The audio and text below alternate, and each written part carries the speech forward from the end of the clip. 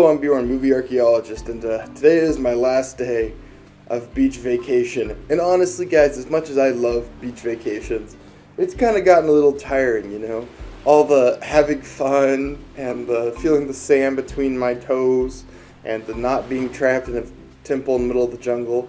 But all good things must go to an end. And as a movie archaeologist, I do have to go back to the temple. So the next review will not be here at this green screen beach. But today I was using a metal detector, and I found a movie on the beach, an artifact, and that artifact is none other than Blue Beetle, the newest DC movie. And I'm going to be real with y'all, I went into this movie with very low expectations. I didn't think the trailers were very good. DC has had a horrible track record, right?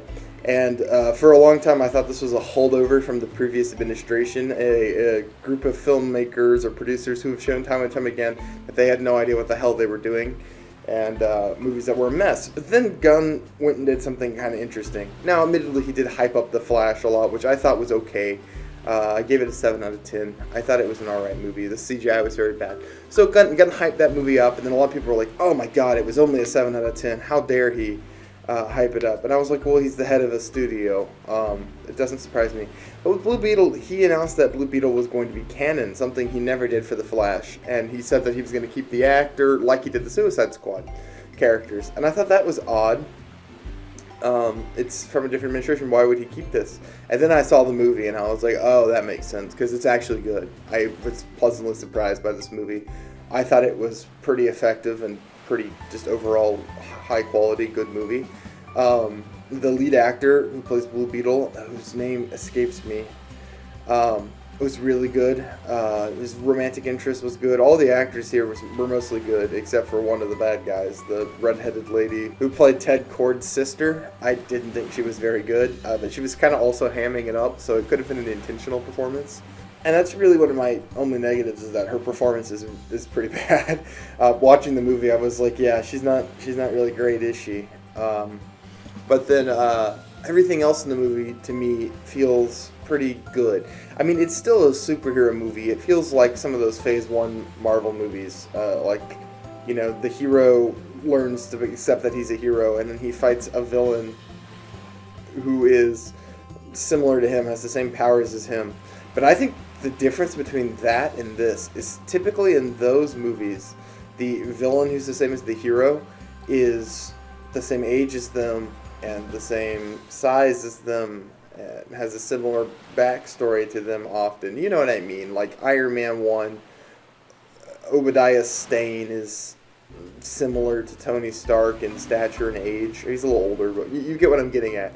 In this movie, Blue Beetle is a young boy who's just graduated college. He's like 22, and his villain is I don't want to spoil anything, but his villain is a war-tested older man who brutalizes Blue Beetle at several points in the movie.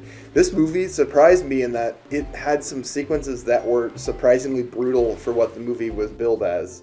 I think the trailers kind of did it a disservice. There's some things in this movie they could have shown in the trailers that would have piqued my interest, because there's a body count in this movie from both sides. I mean, Blue Beetle, doesn't directly, but some of the people around Blue Beetle kill some characters. The villains kill some people in some pretty shockingly brutal ways. I don't know how to describe it otherwise.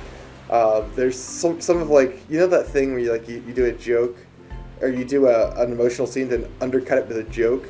There's the inverse in this movie. There's like a funny moment and then they undercut it with a brutal sequence. For a PG-13, I mean, it was just some blood, and I saw a lot of kids in my screening audience who would come with their parents and were excited for Blue Beetle, and then, there was some stuff in here that I was like, yeah, it's kind of brutal. It's definitely more brutal than The Flash was. The Flash with their lame, like, oh, we stabbed Supergirl, she's really dead, guys, like, no blood or anything. This movie feels much more focused than The Flash or any of the recent DC stuff. It feels like there was a plan in mind when they started the movie, and a message it wanted to deliver, and themes it wanted to pay off on, which is really nice. The movie feels very connected. It feels very, like, fluid. I honestly, I don't have too many complaints. Some of the jokes don't land, but that doesn't bother me. This movie does another thing I really like. It's obviously a big Hispanic representation movie, right? Like they're pushed it in advertising as that. And I live in Texas. There's a lot of Hispanics here. So my theater was filled with a lot of Hispanic people. So it's very interesting to gauge their reaction to something. Because if a movie is pandered to them, you want to see if it works or not, right? Like if the movie will land with its target audience. And they seem to very much enjoy it. The movie had a lot of things that the characters said that I didn't understand. I assumed that they were references. But that being said, some of them were still funny. The way the characters talk to each other is kind of refreshing. There's a thing in movies where characters will be from like Japan, Korea, Mexico, Spain, wherever, and they will speak to each other in English when they're alone. I hate this. I don't know if any of y'all know any foreigners who live in the United States. I know quite a few. I'm friends with quite a few. And I can tell you what they don't do. They don't speak English when there's nothing but people who speak their native language around. They're going to speak to each other in Spanish, Japanese, or Korean. It's just a fact. And I always hate it in movies when for no reason they speak English to each other when there's no one else around. So in this movie they speak kind of Spanglish. They'll speak some English and some Spanish to each other. And it felt very believable, and I appreciated that. That's one of my big pet peeves with movies with characters from another country. If I ever wrote something or did something, I'll usually specify that they're speaking their original language because I just prefer it. It feels more believable, and it makes the family feel like a very good unit, which is one thing I will compliment this movie on. The core cast have pretty good chemistry. The family angle is not as silly as it is like Fast and Furious. I actually kind of appreciated it in this movie. There's a lot of emotional moments and themes here that are things you've seen before, but they're just executed very effectively here. Compared to most of the DCEU movies, I thought this was better overall. I just really like it. Not to mention there's a lot of comic booky stuff in this. There is a lot of comic booky stuff, but the movie doesn't do that like Ant-Man and the Wasp, like that just happened. They just sort of let it be.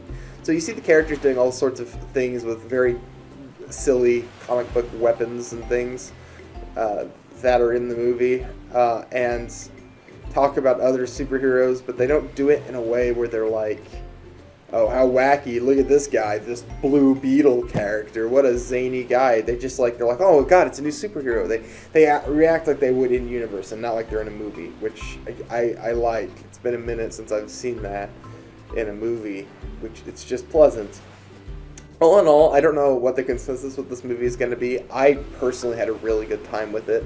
I think compared to most of the DC stuff that has come out lately, I would say this is not as good as The Suicide Squad. I'd say it's second to The Suicide Squad in the DCEU continuity.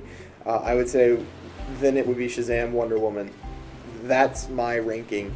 So yes, I'm going to say with my chest, this is the best DC movie since The Suicide Squad. It's up there, like it's in the top 2 of their movies. And technically this is apparently in Gunn's continuity, which I think was a very good choice. This movie feels very disconnected from everything in the larger universe, and it seems to be just, I think that was intentional. Like there's a reference to Batman, and I think they mentioned the name of Superman one time, but both of those things can be how do I explain this? Both those things can be just like in Gunn's new universe. We never see Superman and Batman. We never see anyone but the Blue Beetle and the previous Blue Beetle, who's mentioned quite a few times through the movie. So yeah, I think if the rest of James Gunn's universe holds true to this quality, this entertainment level, and characters this likable. This character, like Blue Beetle, is extremely likable, which is something I can't say for most of Marvel's newest introduced characters. So DC, you guys are off to the races with this. And Gunn, excellent choice to keep Blue Beetle around. I think he comes off very likable in this. His powers are very neat. That was another thing I didn't mention in the review, is the way he fights is very cool. The morphing between different weapons and stuff. They seem to kind of run with that premise. He's always swapping between stuff. And I saw an interview where they said they took finishing moves from Injustice and ported them into the movie, and it kind of shows, and it's cool. Like, I appreciated it. yeah, I like this movie. I'm gonna give Blue Beetle an 8 out of 10. Good job, DC. You finally did it. I'm so proud of you. You guys made a movie that wasn't terrible or mid. Oh, good job, guys. Keep it up. I'm proud of you. Alright, I'm gonna go return to the temple now. If you guys want to watch something else, I've got Suicide Squad here and writing a Harry Potter series here. Tomorrow, Justice League Dark, my first episode will drop. I'm gonna go record that right now. Alright, I'll see you all in the next one.